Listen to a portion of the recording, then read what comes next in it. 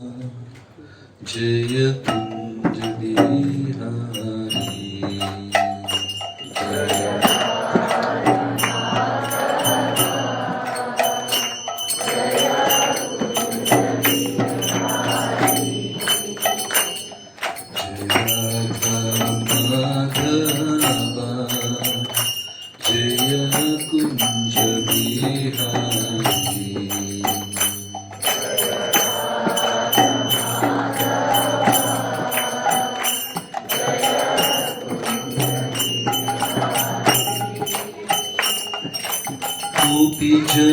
जनवल्लभा Jai Girivardhari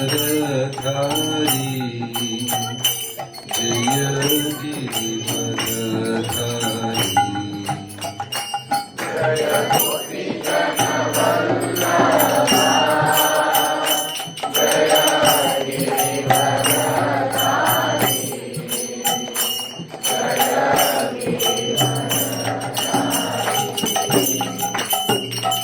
Gopi जनवल्लभा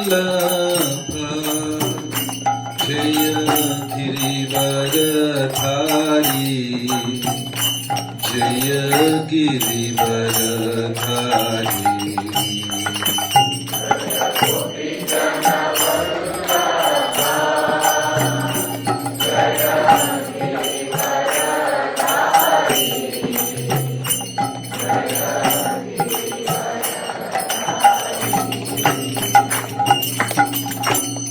यशोदानंदना Vraj Janaranjan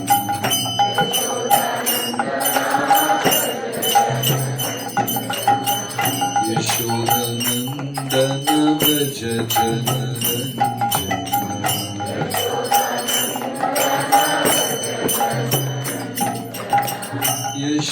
यशोदानंदना Vraj Janaranjan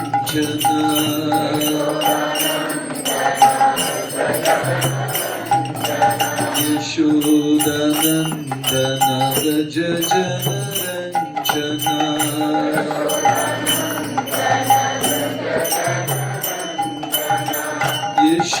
यशोदानंदना Vraj जनरंजना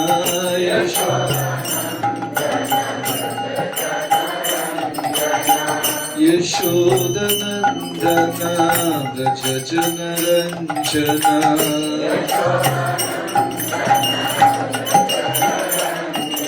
Yamuna Tirah वनचारी Yamuna Tirah Yamuna Tirah वनचारी Yamuna Tirah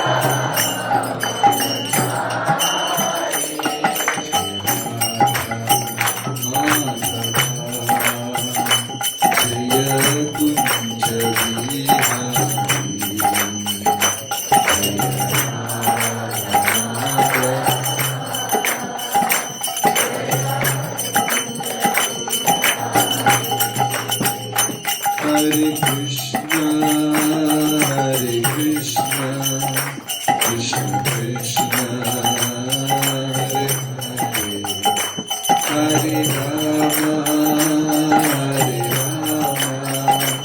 Rama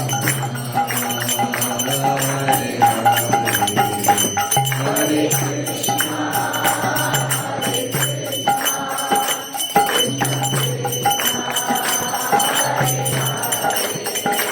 Hare Rama, Hare Rama,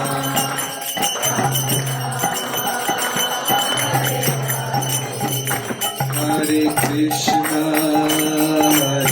Krishna, Krishna Krishna, Hare Hare, Hare Rama, Hare Rama, Hare Hare, Hare Krishna, Hare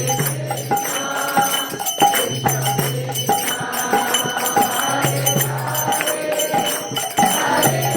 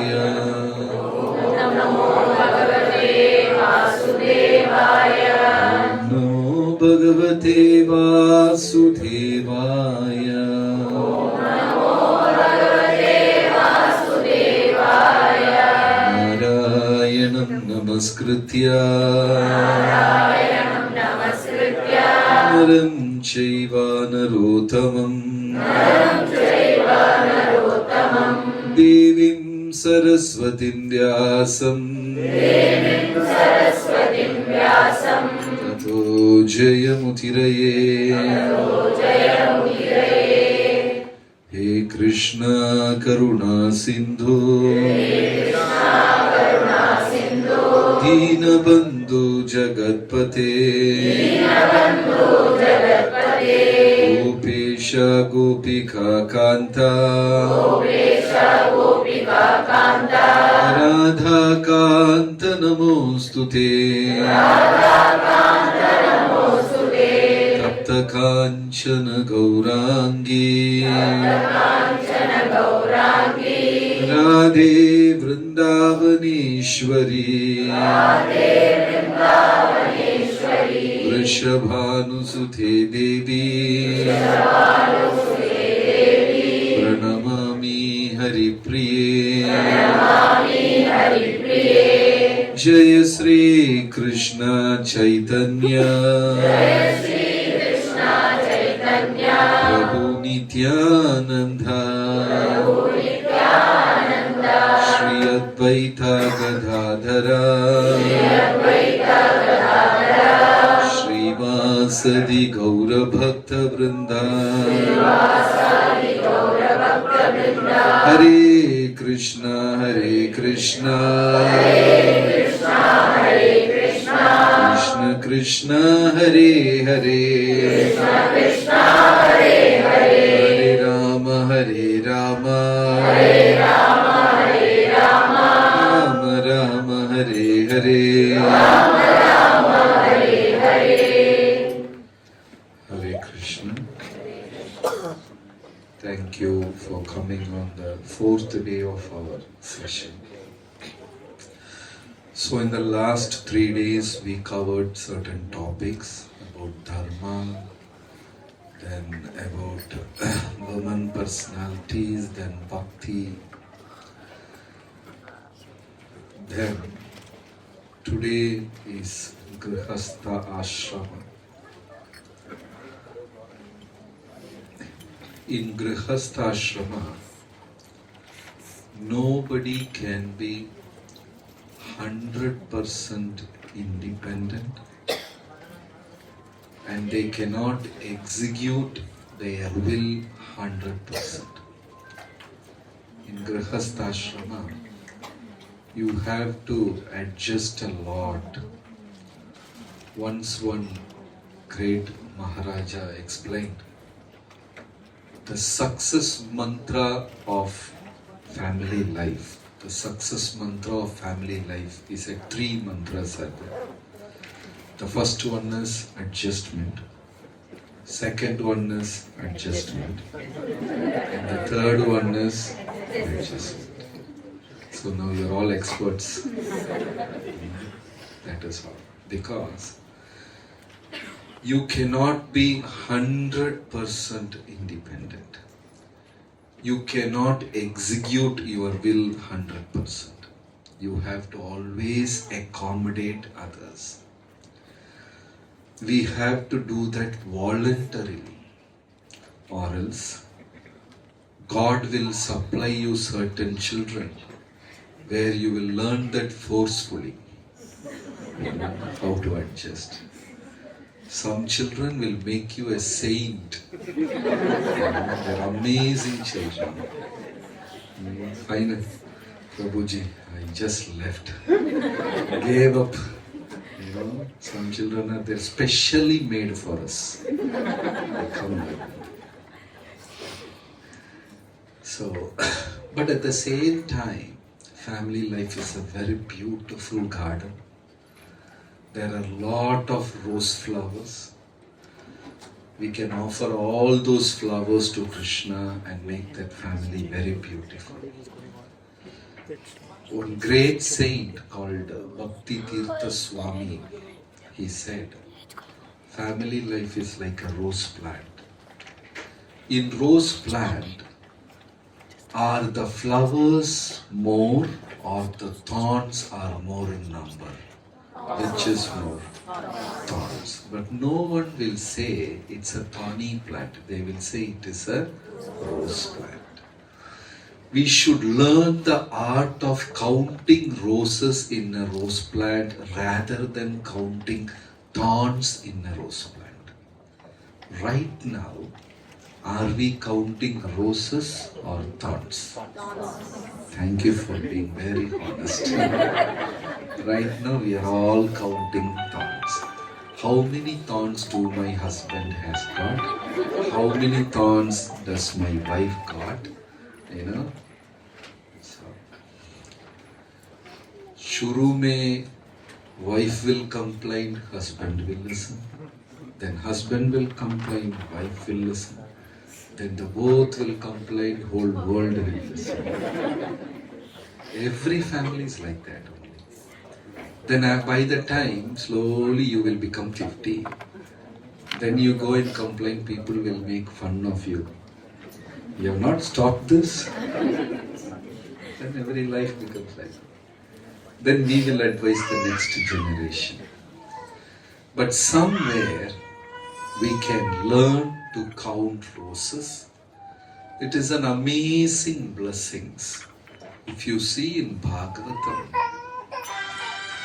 less than 1 or 2% of sadhus are sannyasis. Means devotees are sannyasis. 98% of devotees are from Grhasta ashrama only. Only Narada, Narad Muni, Parvat Muni, maybe handful of them. Shukadev Goswami. But even today there is a big debate going on whether Shukadev Goswami is a Grhasta or a sannyasi. Because Shukadev Goswami expanded into two. When his father Vyasadev kept coming behind Shukadev, so he sent one Shukadev with Vyasadev.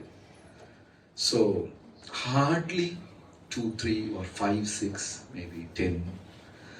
Some amazing personalities are there in sannyasis. There are so many sannyasis, but from Bhagavatam there are very less. 98% of the devotees are all Grahasthashram.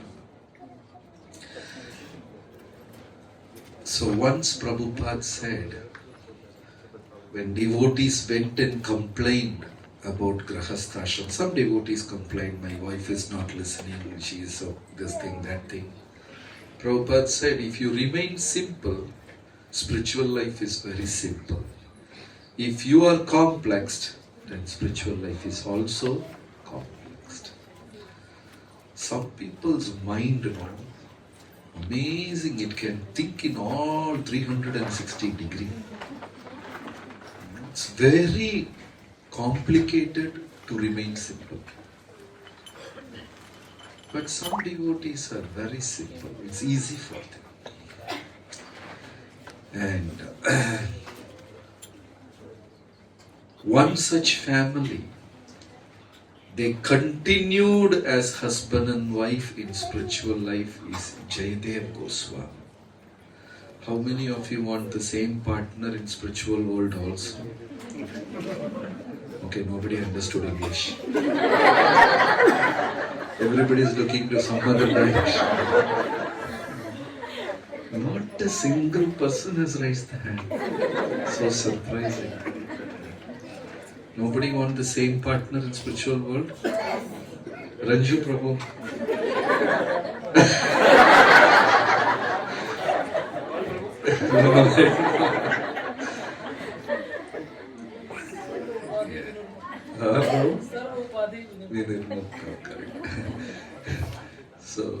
So now he is ready for sannyas.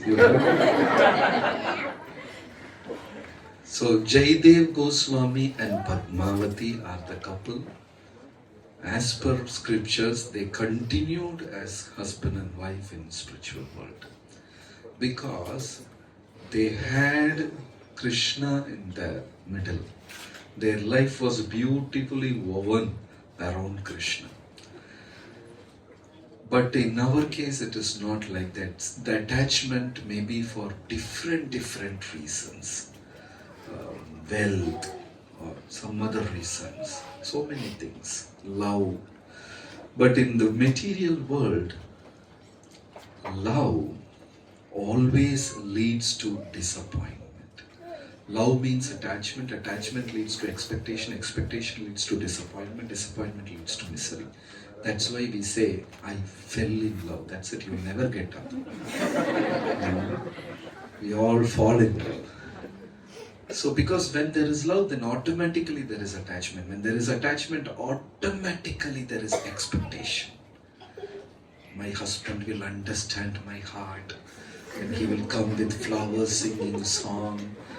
All those things will happen only in movies. In real life, nothing will happen.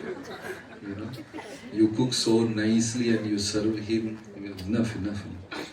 How's my cooking? Yeah, okay, what is so great? So life goes on like that. So when Mother Sita was in jungle, how many of you been to Chitrakoot? Very beautiful place. You should go to Chitrakoot and somewhere in, July, August, September. That is when is that Vasantakal? Spring. August. Yeah, that is the time we should go to Chitrakoot. So beautiful. Even today it is a jungle. Not much residences, not much people. Amazing place. There is a mountain, tiny hill, and in the hill there is a small crack where a person has to turn sideways and squeeze in and go. And if you enter inside, there is a huge cave. Hundreds and hundreds of people can stay there. Big cave. And if you see the ceiling of the cave, so ornated. It seems when Ram Sita were there in Chitrakoot, river Godavari appeared secretly and made that cave. You have seen that cave in very beautiful in Chitrakoot. Amazing place. So when Mother Sita was living in Chitrakoot, they lived for a very big number. Out of 14, the maximum time Ram, Lakshman, Sita lived was in Chitrakoot.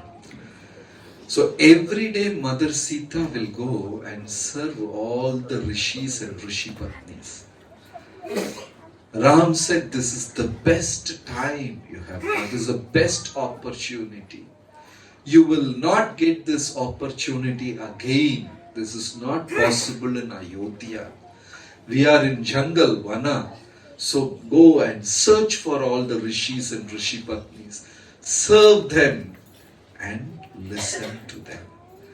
Whenever you meet a sadhu, it is an art to take the treasure from his heart.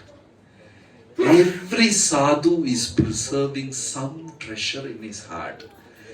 That makes him go ahead in his renounced life. Like I have seen in ISKCON, many sannyasis and very senior sadhus. Always wonder, what is driving them?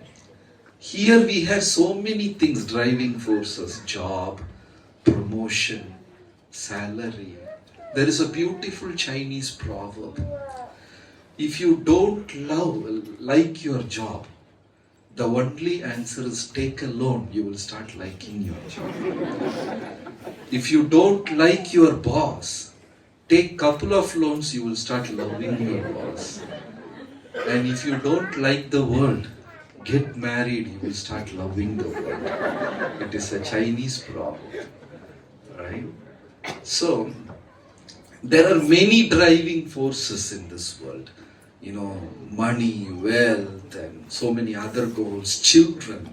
For many of us, the driving force is children and all these things.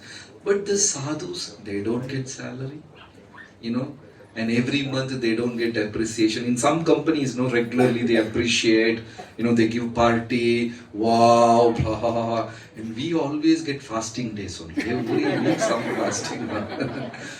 Right? So there is no appreciation, there is no recognition, there is no felicitation, there is no driving force.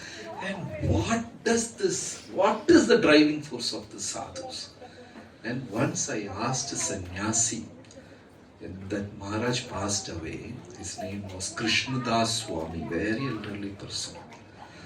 Then he said, I have always felt the presence of Lord in my life. I have not seen the Lord face to face, but I've always felt the presence of Lord. The bhakti of those sadhus were so intense. Right? So, Ram advised Mother Sita, we are in the Chitrakoot for so many years, why don't you go and serve? And at that time, in Chitrakoot, Anasuya Devi was living. She was there. Who's Anasuya's husband? Atri and Anasuya. They both were there. So, Mother Sita will go. She was very young at that time, 14, 16-year-old girl. She will go every day and serve Anasuya Devi, help her in household chores. Simple work, menial work she will do with Anasuya Devi. And Anasuya Devi is pleased, and every day she will ask, what is the secret of your life? Because she was known to be a very chaste woman and all these things. Even Trimurtis, Brahma, Vishnu and Lord Shiva came to test her and all. She's so famous in 14 planetary systems. Once Lakshmi, Saraswati and Durga, they came and paid obeisances to her. To whom? Such a wonderful person. And that's why every day Sita will ask and Anasuya will always keep quiet. A person who really has Krishna in his heart, a person who is highly spiritual, they will try to keep silence as much as possible. Empty pots shakes a lot. Some real sadhu, it's very difficult to pull out treasure from them. I have seen that wonderful two pujaris in Mayapur, Pankajangri Prabhu, Jananiva. Very difficult to make them speak. They speak so little and they speak so feeble.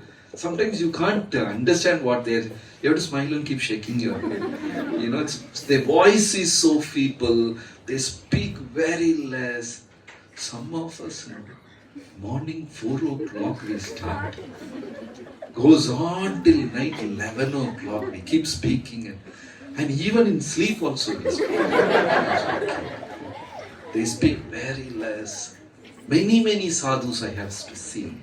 They speak very, I have seen His Holiness Bhanu Swami Maharaj. You can literally stand and keep counting how many words he has spoken. You send 1 page mail, he will send 1 word reply. Tuck like that. Very short spoken. Even Krishna speaks less, but his words are very powerful. Very deep words. There are 64 qualities of Krishna. One quality of Krishna is his speech. Madhura. So sweet. When Krishna speaks, he will capture the heart of the listener. He will speak very less and each word will be penetrating. So Sati did not speak much, but Sita Mata kept on serving again and again and again. And finally Sati said, Anasuya. Okay. I think her name is Sati Anasuya. Okay, Anasuya. She spoke finally 4 secrets of a chaste woman. One is that which we all know, truthful to one man. That is one element of chastity. And the second is always being like the axle of the bullock cart. You know bullock cart? The old bullock cart, it will have a big wheel and the wheel will have one tiny iron rod. That is all. You pull that rod, the whole bullock cart will fall. The whole cart is held by that one tiny rod. What is that called? Axle. Okay, you all understood, right? Yeah, that rod.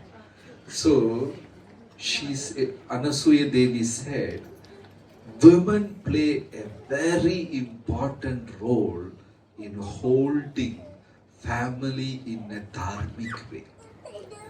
Men are guests at home, that is all.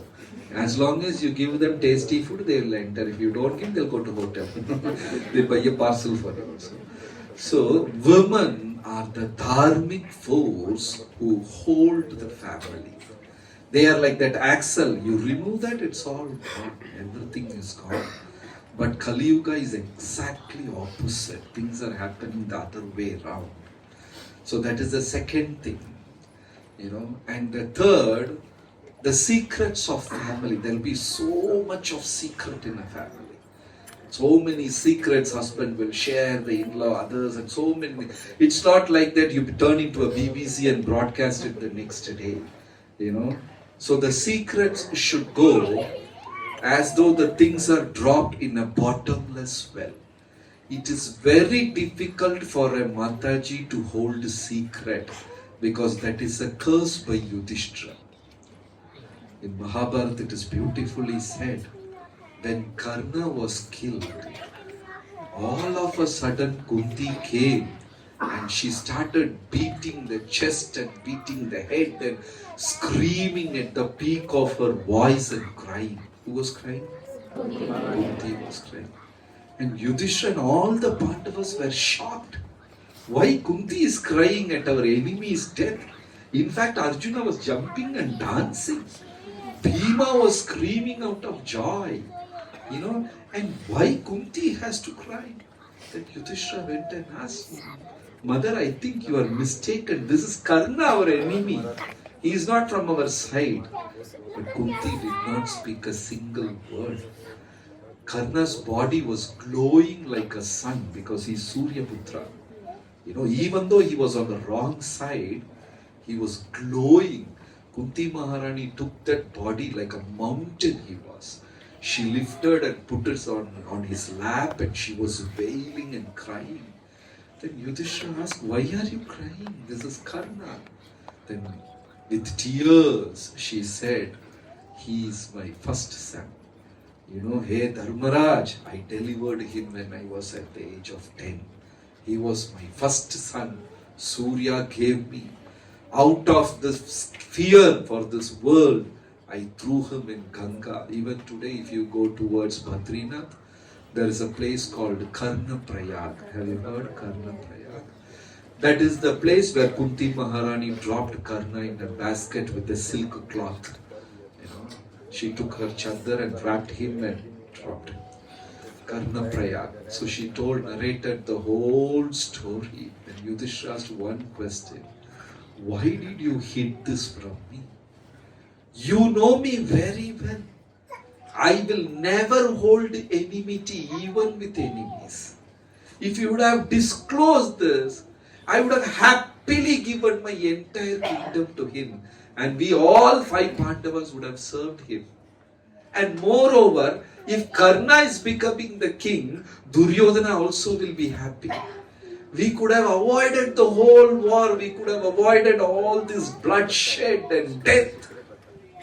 And he said, I pray to the gods, from this point, women should not be able to hold any secrets because they don't know to handle. So that is a punishment given by Yudhishthira. Alright? So, the third quality said by Anasuya Devi is we should be able to hold the secrets. And fourth, I forgot the fourth. The first is chastity. Second is axle like a bullock cart. Third is secrets in the deep well. The fourth one. Okay, I forgot. When I remember, I'll get back. So she said the 4 secrets to Sita Devi.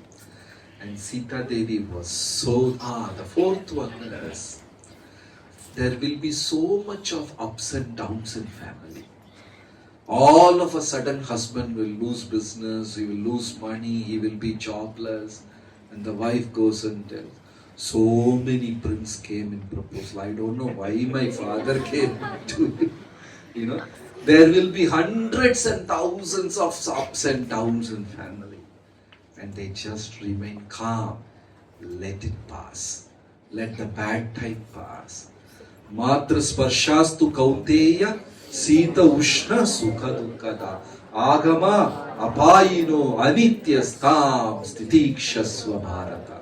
There is no single family who are always in pleasure all the 365 days. In the same way, there is no single family in this world who are crying 365 days also.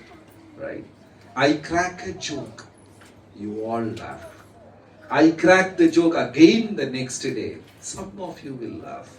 If I keep cracking the joke 100th time, what you will do? You don't have anything else to do. If we don't laugh on the same joke again and again and again, why should we worry on the same misery again and again and again? Asked by Bhaktisiddhanta Saraswati Thakur. Do you laugh on the same joke again and again? No. Then why we have to cry on the same misery again and again and again? Life is like that. There will be pleasure, there will be pain, and both will pass like a season, like the summer season and winter season. So Sati and Anasuya explained these four, and Mother Sita was so grateful for that. Krishna Keshava, Krishna Keshava, Krishna Keshava, Hima.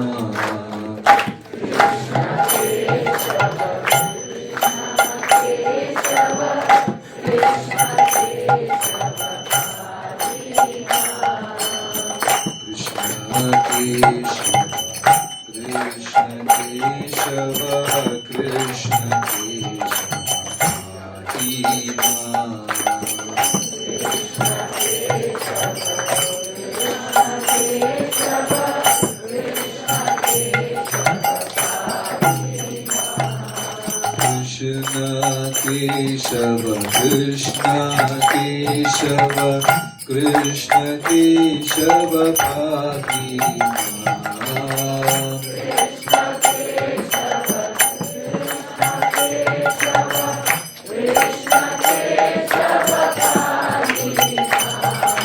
Krishna Keshava, Krishna Keshava, Krishna Keshava, Bhagima.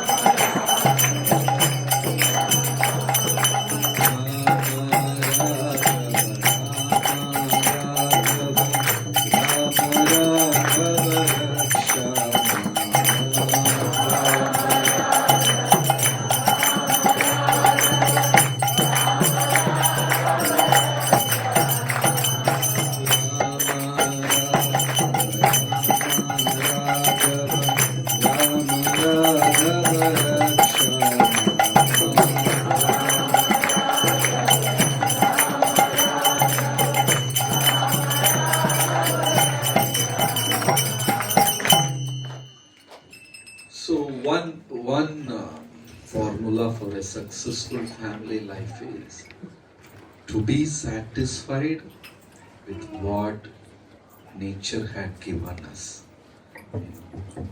Never complain, because we have got that based on our karma. Never compare yourself with another person, because what he is experiencing is the best of his karma. What I am experiencing is the best of my karma. There is no point in comparing our life with somebody else's life. There is no meaning in it. If we start comparing ourselves with Reliance, Ambani, is there any meaning in it? What he is enjoying is his karma. What I am enjoying is my karma. Right? So Ramayana speaks about Trishanku. You all know Trishanku? Yeah. Ramayana says he was a most handsome personality in this world. So handsome, like any other Mataji, he will stand in front of mirror for hours and hours enjoying his own beauty. He's that kind of a person because he was so handsome. Do you all spend hours? No point. Trishanku used to spend hours and hours and one day when he was admiring his beauty, Suddenly a strange thought came in his mind. Why don't I hold this body forever? Chanakya said, hey fool, wealth and youth are guests in our life. In our lives, wealth is also a guest. Yavana, Thana and Yavana, they are all guests in our life. One day they will come and one day they will leave. Yes or no? Yeah. So, Trishanku, he wanted to hold on his beauty forever. Suddenly he got an idea. I should have this body forever like that. And even if I die and go to Swarga, I should carry this body and go to Swarga. So he went and asked Vasishta, can you help me? Vasishta said, Murkha number one, fool number one. That is impossible. Nobody can hold this wealth forever. Right? Yes or no? Yes. But still we all try. Yes? We all try. So, Vasishta discouraged Trishanku. And Trishanku went to Vishwamitra because Vishwamitra and Vasishta, they are like against, Whatever Vasishta says no, Vishwamitra will say yes. So Vishwamitra said, okay, I will send you back to heaven with the same body. Anybody wants to go to heaven with this body? Yeah. So Vishwamitra said, yes, I will do. And such a severe penance Vishwamitra did. And Trishanku went with the same body to heaven. And Trishanku was so happy that I'm going to heaven with the same body. And when he entered heaven, Indra gave one kick to him. You fool, you cannot come here like this. You go back to the material world. Then he came back down to the material world. Vishwamitra did not allow him to land. He said, come on, go. You go, don't come here. So 2-3 times he was sent up and down, Finally Trishanku said, Indra is not allowing me inside. I don't want to go. Please drop this mission. Vishwamitra said, nothing to it. I have taken it up. I will rest only after sending you to heaven. 4th time he sent him to heaven. Indra got wild. Because of your beauty, you are so arrogant and you lost your intelligence. So I curse you to be the ugliest one in the whole creation. So what happened to Trishanku? He turned the most ugliest. Now he lost his beauty also.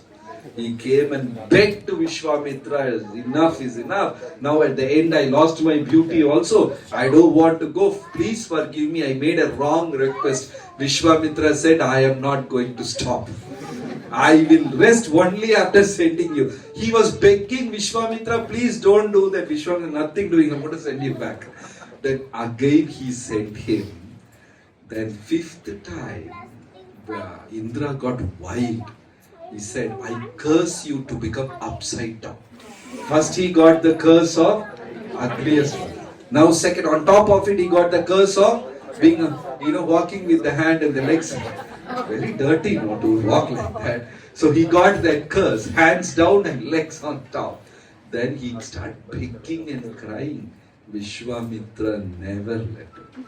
So Vishwamitra again lifted him, and somewhere in between he made a place for him and made him to stay. So for a very long millenniums, Trishanku was staying upside down as ugliest person in his own place. So at the end, was he blessed or he cursed? Cursed. That's why whatever we have got in our life, everything is a result of my own karma, my family members, my life partners, my children, relatives, in-laws, whatever, job, even the colleague in your office, it is all our karma phala only. Don't complain. If it is wrong, just hold on, tolerate, and that will pass away. Right? Trishanku was not like that. And if material world is too good to you, be very careful. It is a beautiful, in Upanishads, a beautiful example given. It is like a python.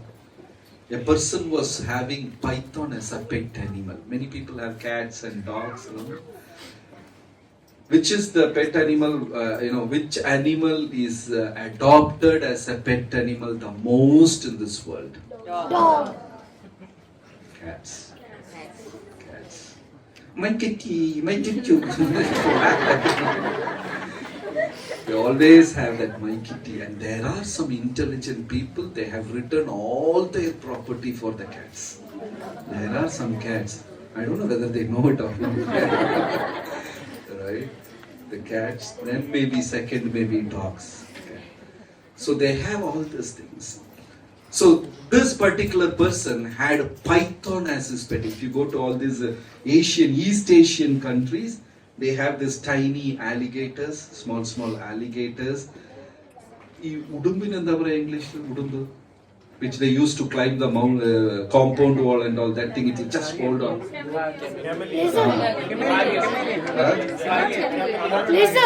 Lizard. You understand? Yeah, all the Marathis use that. They throw it on the compound wall and get stuck. Kekko, bakko, whatever it is. You all understood, right? In East Asian countries, if you go, they have that as pet animal. So many people, they have that as pet animal. All kinds of things they grow. And this particular person had a python, and suddenly the python stopped eating. It will play with him, it will sleep with him, it's always with him. All of a sudden the python stopped eating. 2 weeks it didn't eat. So he took that python to the doctor. What happened, veterinary doctor? What happened to my python? It's not eating.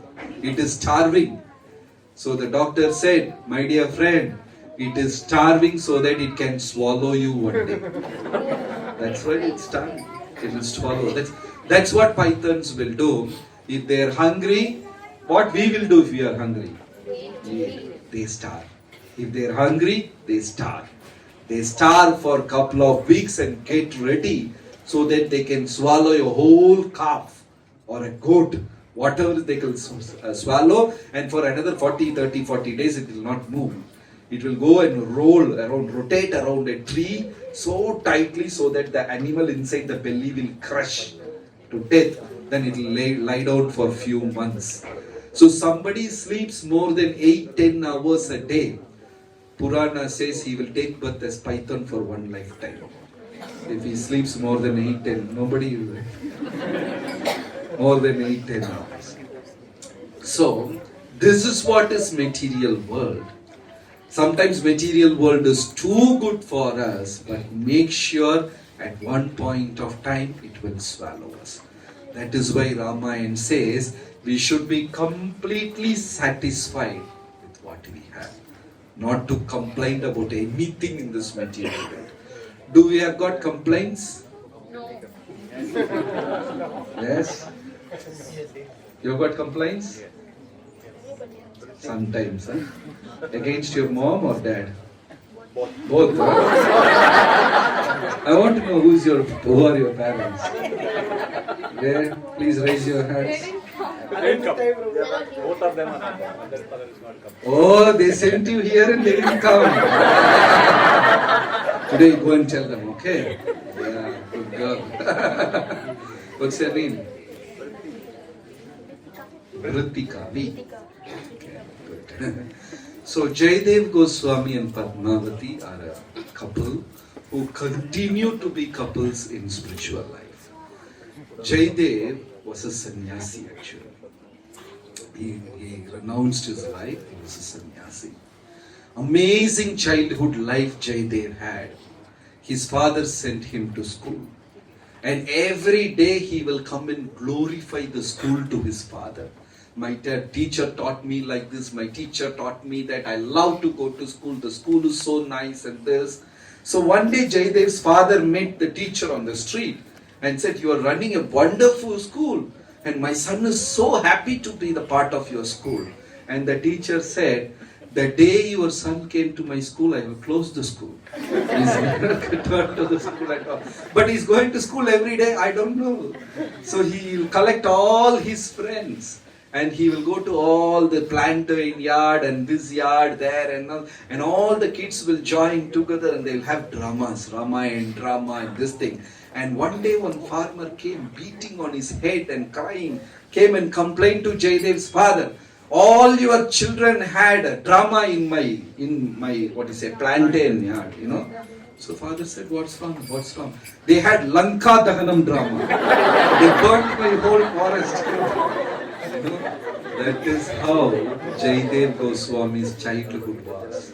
He had never gone to school. I didn't know about it. I realized it very late. So one day Jayadev's father caught him and said, why are you not going to school? Why are you not studying properly? And you are such a young boy, always talking about Ramayana, Mahabharata, Bhagavat and all. I don't know, how do you got so much of faith in that? You are not studying the other subjects, you are always holding on to this. Then Jayadev, at the age of 5, he told, I think 5 or 10 somewhere, he set a beautiful example to his father. There are 10 houses in a street. And all the 10 houses had dogs as security. The thief entered the first house and the first dog barked. The second dog did not see the thief, but it heard the barking of the first dog and it barked. Then all the 10 dogs barked, the thief ran away. He asked his father, did the dog at the last house saw the thief? Father said no. Then why did the dog bark? It believed the first dog. If the dog has got so much faith in the first dog, why can't I have faith in Valmiki and Shukadev and Vyasadev? Father kept quiet and walked off. You do whatever you want. That is the last advice father gave to Jayadev Goswami. At a very young age, he took sannyas. He said, this material world is meaningless. We are repeating the same thing again and again and again and again, and we are never bored.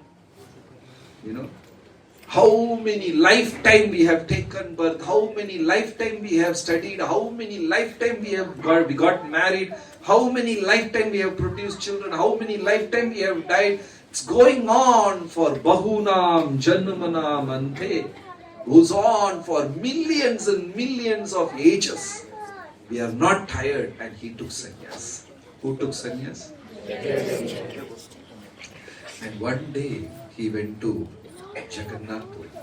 4 deities are the favorite deities of Jayadev Goswami. Jagannath, Badrinath, Dwarkanath, and one more Nath, I forgot. Jagannath, Badrinath, Dwarkanath, and anyway. Kedar. Okay.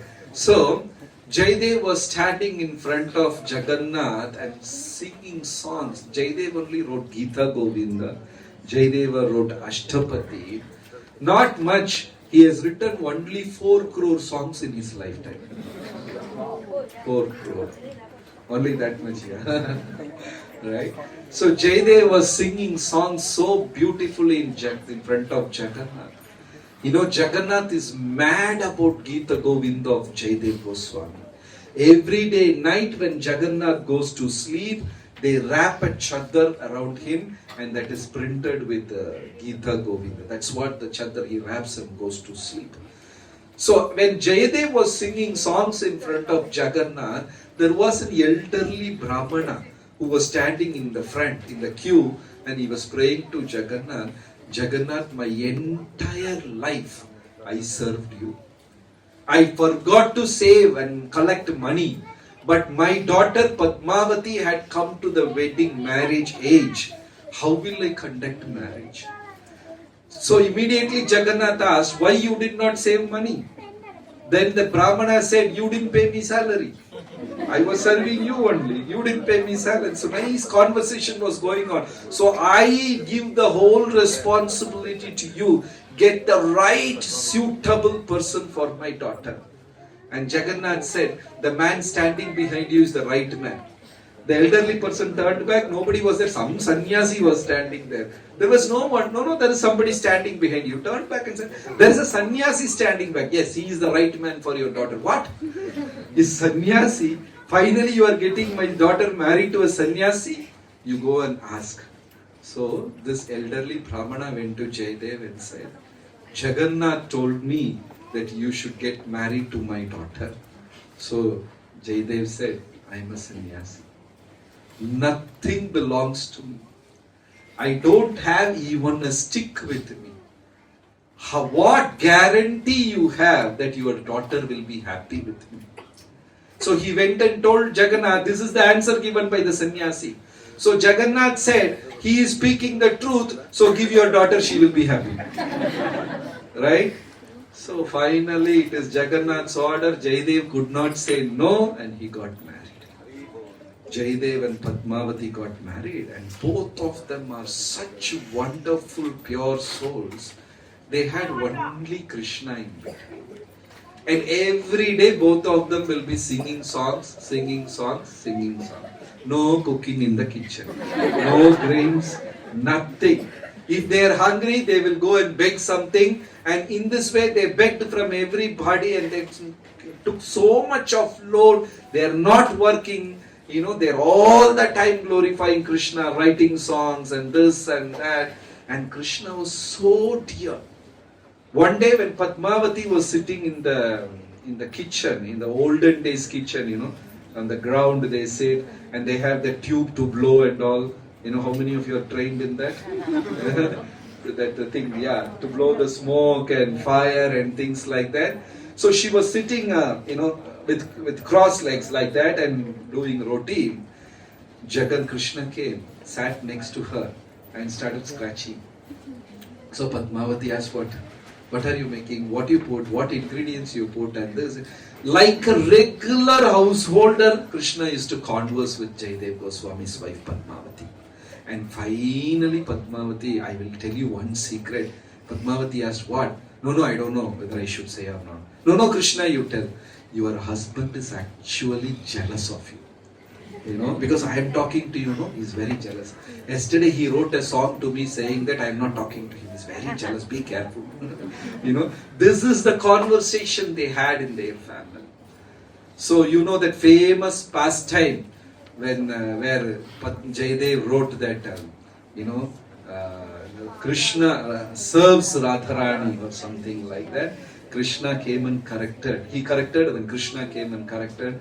So they used to speak to Krishna, so blessed they are.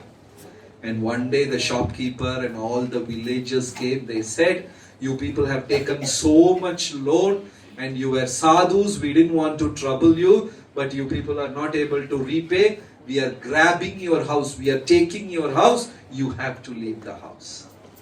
So Jayadev and Padmavati happily left the house, and Jayadev told Padmavati, I am very sorry.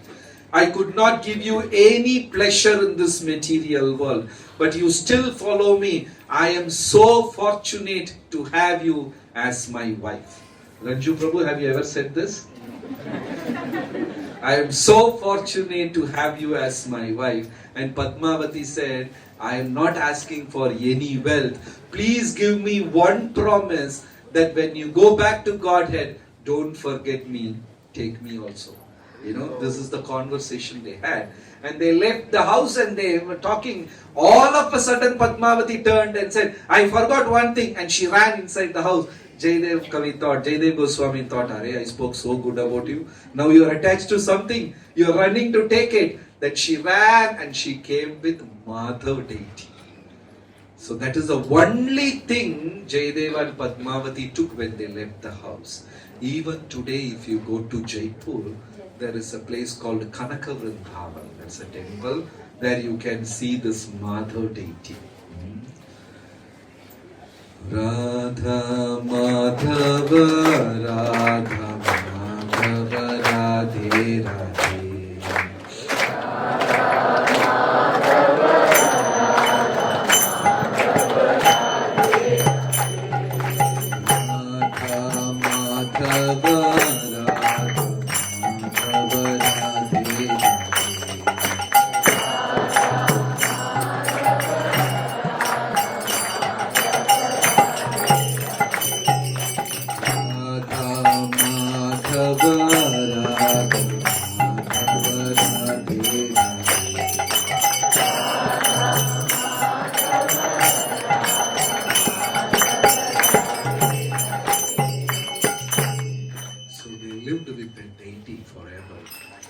Then the king of Puri was a very close friend of Jaidev Goswami. So the king compelled so much, you please come and stay with you. I heard that you lost your house. I heard you are shelterless. Please do come and stay with me. Forced. And for a very short time, Jaidev Goswami stayed in king's palace. And after that, when Jaidev Goswami was leaving the palace, the king gave so much of gold as gift. Jaidev said, I don't want this, I don't want this. But forcefully king gave so much of gold in a pullacart and sent them. And when they were going with the gold, 4 thieves came. They came to know about this. And when Jaidev Goswami saw the thieves, he became so happy. He said, please come. There is gold there under the pullacart. In that bag there is gold, this bag there. The thieves were wondering, we have never met a person in our life like this. He is openly giving. And they thought, this man must be the spy of the king. That is why he is voluntarily calling. They stole all the ornaments and they took Jaidev Goswami, chopped his arms and threw him inside a well. They chopped his arms. Jaidev Goswami was lying in the well and singing a song. Krishna, you are so merciful. I said I don't want bangle. You are so merciful with the bangle, you removed my hand also. Because if I have the hand, then I will have desire to wear a bangle. Because you remove the hand, I don't have. You are so, this is how he was singing. Then after 2 days, somebody found out that Jaidev is inside the well. They took him back to the palace and king felt so bad. Because of me, you have to suffer so much. So don't say no, you have to stay in the palace forever. And made Jaidev Goswami and Padmavati live in the palace. Day by day, king started developing such a thick relationship with Jaidev Goswami. Most of the time king was spending with Jaidev only. Because he's such a transparent person. Such a wonderful sadhu. It's very difficult to see these kind of people nowadays. So soft, so transparent, so devoted. The king used to spend all the time with Jaidev Goswami. That irritated the queen a bit. Queen was not very happy about it. And one day, king's birthday, Jaidev Goswami's birthday, king conducted a big festival. Then he was giving so much of gold in charity. And in the queue, Jaidev Goswami saw the 4 thieves are also standing in the queue, get donation.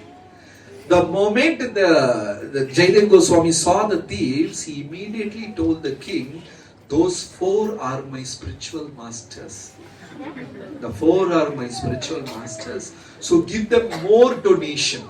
So when they came, the king gave them so much of donation. And finally Jaidev Goswami said, they can't lift this, so send some few security also to carry and go with them. Then they were carrying and they were also wondering why Jaideva did this to us. But they were still doubting, maybe he is trying to get us caught. On the way the soldiers asked, you 4 people don't look like spiritual people only. I don't know why Jaidev Goswami gave so much gift to you and made us carry. You don't look like spiritual people. You are not even religious people.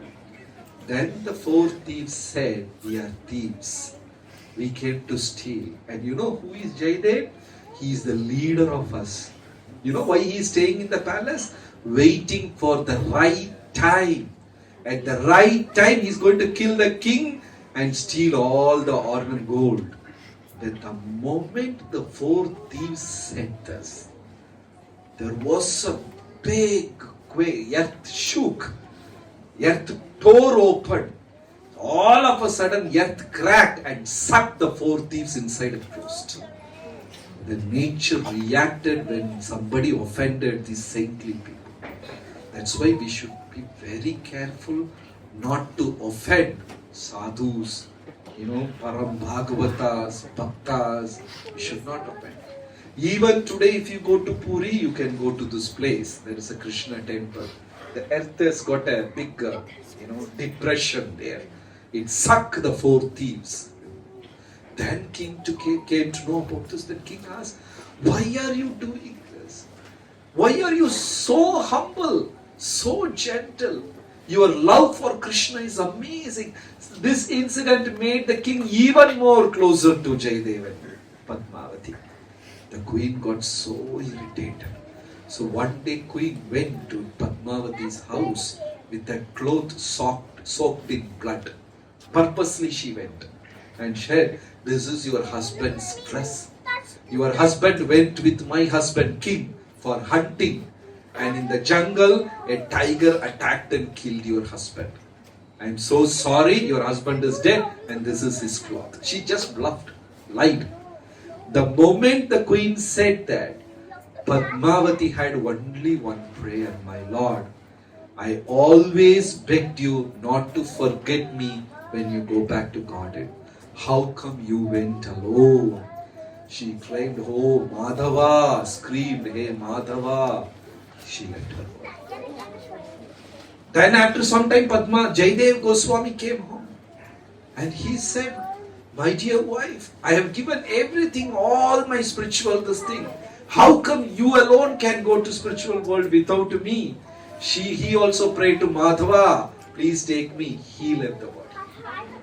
Then the king came. My wife became the reason for the death of these two wonderful souls. I am bathed in sin now. How will I relieve myself? He took the sword and killed himself. Then Madhava came. Lord came. I am here because you three are here, but you three left, so he brought all the three back. You know? So it's a beautiful pastime.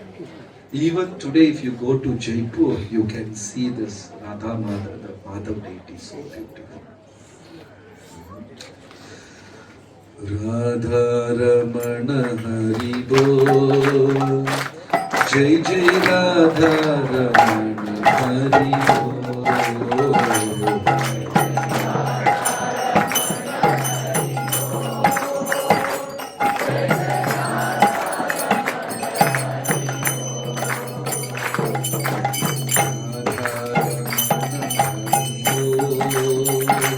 Jai Jai Radha Ramana Hari Bol. Jai Jai Radha Ramana Hari Bol.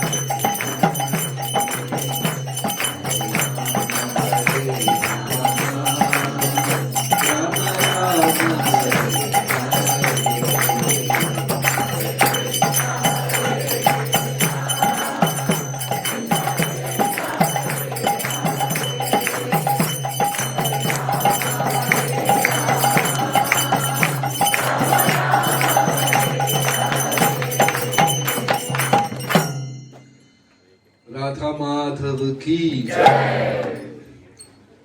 Then another beautiful example in Grhasta Ashrama is Kuresha or Kuratalwa in Sri Vaishnava names, Kuresha. A very famous and a great disciple of Sripada Ramanujacharya. Very wealthy zamindar he was, Kuresha, Kuratalwa. Wealthy zamindar. So, every day he will open, he was living in a palace and his gates, huge gates will be open. And from morning to night he will give charity to poor people. Still he had enormous amount of wealth left over. And this was going on for day in and day out. And one day Ranganathji asked Lakshmi, every day morning the big noise is coming. What is that big noise? So Lakshmi Devi said, Kuresha is opening his gates so that poor people can walk in. And he will give charity till sunset. And in the night he closes the gate. And next day, he's giving so much of charity. I would like to meet him. Please, you go personally and invite him. So Lakshmi Devi went to Kuresha's place. And Lakshmi Devi said, Lord Ranganath wants to see you. And Kuresha became so happy that Lord wants to see me. I would come immediately. Then he asked, why the Lord wanted to see me? Is there any specific purpose? Then Lakshmi said, he came to know about your charity. You are giving so much of charity. He came to know about your charity. That's why he wanted to see you. Immediately Kuresha became morose. Lord recognized me not because of my devotion, because of my charity work. I don't want to be recognized by anything else apart from bhakti to the Lord. Immediately he swung open the gates of his doors. He told his wife, are you coming with me? So husband and wife left the home and opened the doors, and he told the villagers, it's all yours. And he did not go and meet Ranganath. He left the place. Imagine the Lord gives a call to you and says, I would like to meet. Oh wow, I am the chosen one, I am the right one. So Kuresha left the home and he took shelter of Ramanujacharya. It's a beautiful Leela of Kuresha. Towards the end, there was a Shaivite king who started hating all the Vaishnavas. He started killing the Vaishnavas. And somebody gave him an idea. If you defeat Ramanujacharya, all the Vaishnavites will become Shaiva. In 12th century, 13th century, all these things were going on. You know, the war between Shaivites and Vaishnava, all that things were going on. So finally, king's men came to arrest Ramanujacharya. Immediately Kuresha told Ramanujacharya to go to a different place. He took his guru's dress and he wore and he got caught. And the king's men took hot iron rod and plucked his eyes, both his eyes. They gave him a letter. They thought this is Ramanujacharya. And gave him a letter. It is written, Shiva Parataram na anyat. There is no one superior to Lord Shiva. Sign. So he took the letter. And it's all with the government seal and the king's stamp and everything. Shiva Parataram na anyat. There is no one superior to Lord Shiva. Sign here. So what he did, Kuresha took the letter and he signed. And the place where Shiva was written, he struck and wrote Narayana. And he signed again. That became a government document. So the king got so wild, you cheated me. They took hot iron rods and plucked his eyes. They made him blind. No complaints.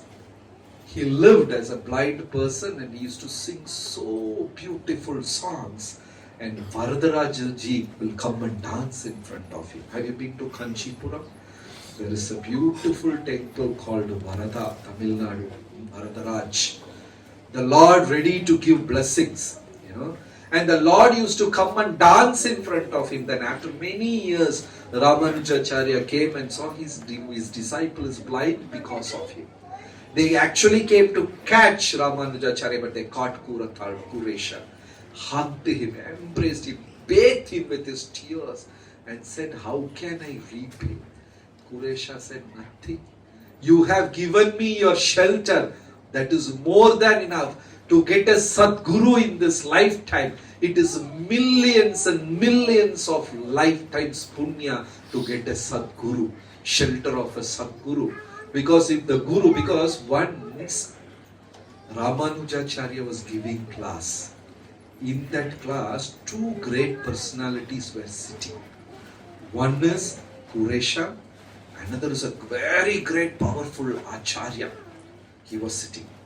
And Ramanujacharya was describing about Vibhishana's shelter. So there Ramanujacharya said, Vibhishana was standing up in the sky asking Ram, please permit me so that I can join your army. So what Ram did, Sugriva, what is your opinion? Jambavan, what is your opinion? Nala, Neela, Angada, Hanuman, he was asking opinions from all of them. Right?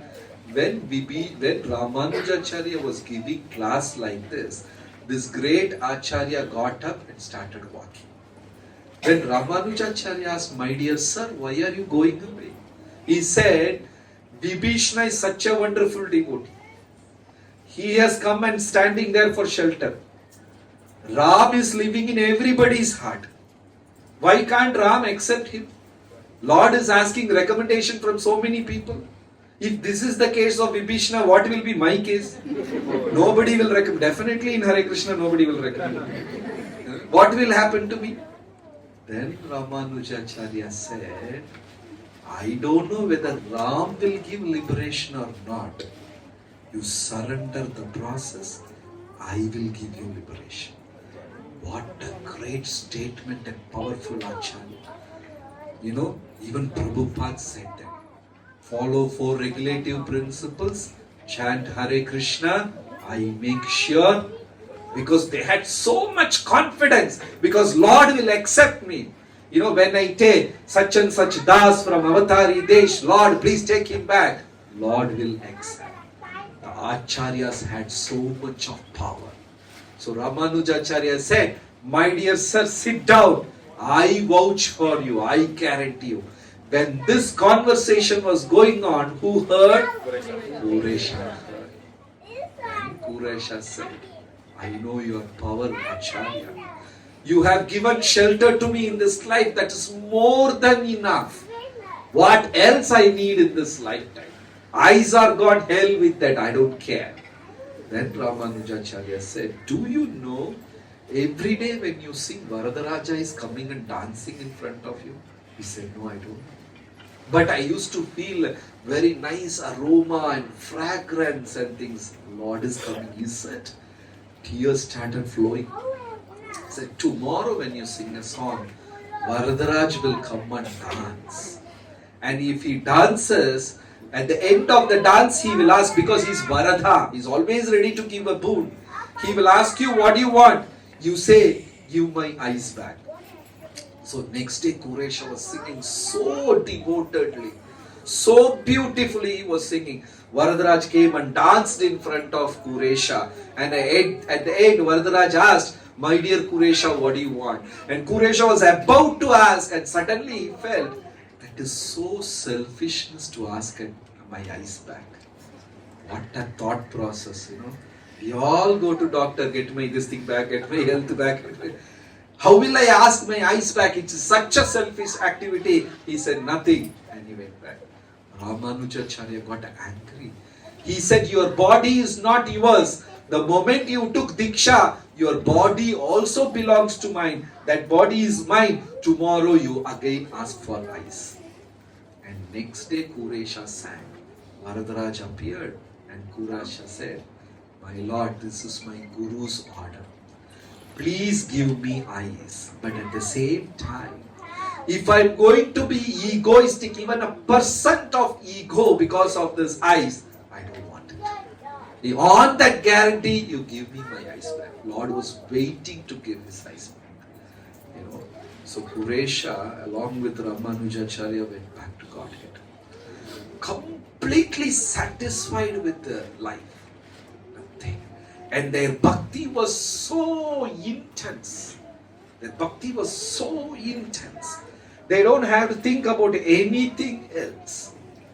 This is a very beautiful example. Once another senior devotee, Gaurang Prabhu, said this. Yeah, in a Brahmana's house, they had a parrot in the cage. In the house, Ramayana discussion was going on, and the parrot was listening to Ramayana discussion so deeply. Then after the discussion, the Pandit asked, any questions? Then people asked so many questions, and the parrot said, I have got a question. Then the Pandit very sweetly, very affectionately asked the parrot, what is your question? And the parrot said, how will I get out of this cage? You know, by the moment parrot said this, immediately the Pandit fell unconscious. And everybody is wondering, what happened to the Pandit? He fell unconscious. You know, then they sprinkled water and they took him and all of that. And next day morning, the landlord came and saw the parrot is dead. What is this? What is this strange thing? Yesterday the parrot asked a question and the Brahmana, the Pandit fell unconscious, and today they see the parrot is dead. They don't know. They opened the cage. The parrot flew away. So the parrot took the lesson. You know, the parrot took the lesson. You want to be saved from this world, we should try to be materially dead. That means no, enough to material things. I have enjoyed enough. Krishna had given me enough. Enough. That's okay. I have got. I had. Krishna has given me. Enough blessings are there. Nice children. Well, okay. And at least at the age of 50, 55, 60, we are able to see. Bhagavatamritam Prabhu is so young, only 30 years. So when we are ready to say enough. That is the lesson learned by the parrot. You know, like the dry coconut inside the shell. You know, they're still thing. So that intense. And Bhagavatam speaks about Muchukunda. Muchukunda was an amazing devotee. If you go to Himalayas even today, you can see Muchukunda caves. You know, Muchukunda was an amazing devotee. But there is a question asked by an acharya, what is so special about Muchukunda? There is no leelas for him, there is no pastime for him. The only thing mentioned about Muchukunda in Bhagavatam, he slept for a long time. Is that a devotional service? He slept for years and years. That devotional service even I can do. You know, sleep for hours or years and years. That is all he had done. And why it is so? Then Vyasadeva explains what is Muchukunda just by that sleep pastime. Muchukunda was a powerful king. So one day Devas came and said, we have waged a war against Asuras. We are not able to defeat them. Please come and help us in the war. And Muchukunda went and helped Devas in the war. And the war was for years and years and years together. And finally Devas won. Indra asked, what reward do you want, Muchukunda? What reward you want, Muchukunda? So what he asked? Sleep. Allow me to sleep and nobody should disturb me. Then Lord blessed him. You are allowed to sleep, but if anyone disturbs you, he will be dead. So he went to a very special secretive place somewhere up in the Himalayas where nobody will come. They selected a cave and he stayed there. Okay. And he was sleeping and sleeping. Right? That is the time he started sleeping from Satya Yuga. And Dwapara Yuga came. Lord thought, let him wake up, he's sleeping for too long. That's the time there was a king from this thing, Yavana Desa, Kala Yavana. Krishna killed every single demon, but Krishna did not want to touch and kill Kala Yavana. Why? Krishna killed Putana, Krishna killed Shakadasura, all demons Krishna killed, but Krishna was hesitating to touch Kala Yavana. Why? Not to give him Krishna side. Closer. Guess more. Some more guesses. Krishna can bring Kala. Why Krishna didn't want to touch Kalayavana? Because Kalayavana was gathering more and more forces, evil demons for Krishna to kill. So True. he was there. But there's one specific answer. Krishna didn't want to touch Kalayavana. Correct. Kalayavana was eating cows every day. Krishna doesn't want to touch him because if Krishna kills him, he will get liberation. Krishna doesn't want to touch him. But at the same time, he wants him to be punished. So, Krishna walked and Kalayavana started chasing him. And actually, Kalayavana gave a name to Krishna, Ranachor. You know, you are running away from the battlefield. It's a name given by Kalayavana. Anyway, Krishna thought it's a nice name, I'll give it.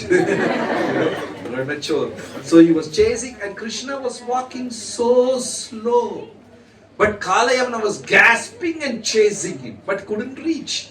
And it was going on and finally Krishna entered Muchkunda's cave and disappeared. Kalayavana came and he saw somebody sleeping. Then Kalayavana thought, this is Krishna, hiding from me. And he came and gave one kick to him. One kick he gave. And Kalayavana woke up, opened his eyes, and there was fierce this thing. Anyway, that's a story. But what is so great about Kalayavana? Vyasadeva says, he woke up and spoke 100 shlokas glorifying Krishna. Imagine you are sleeping. Somebody comes and gives a kick to you. What will be your reaction? You get up and say 100 shlokas? 100? So Vyasadeva was trying to explain his bhakti was so intense. Even though physically he was sleeping, for yugas he was meditating on the Lord. That's why when he woke up he spoke 100 shlokas. Can you understand the depth of his devotion? So intense and so deep. If we wake up, even you ask a shloka which we have memorized, still we can't say properly. Suddenly I wake up somebody and say, please say national anthem. It's very difficult to recollect. But he woke up and spoke 100 shlokas glorifying the Supreme Lord. So just to prove the intense of his bhakti. So Grhasta Ashrama is a wonderful platform where we can practice devotion, unalloyed devotion to Krishna. Thank you very much. Hare Krishna.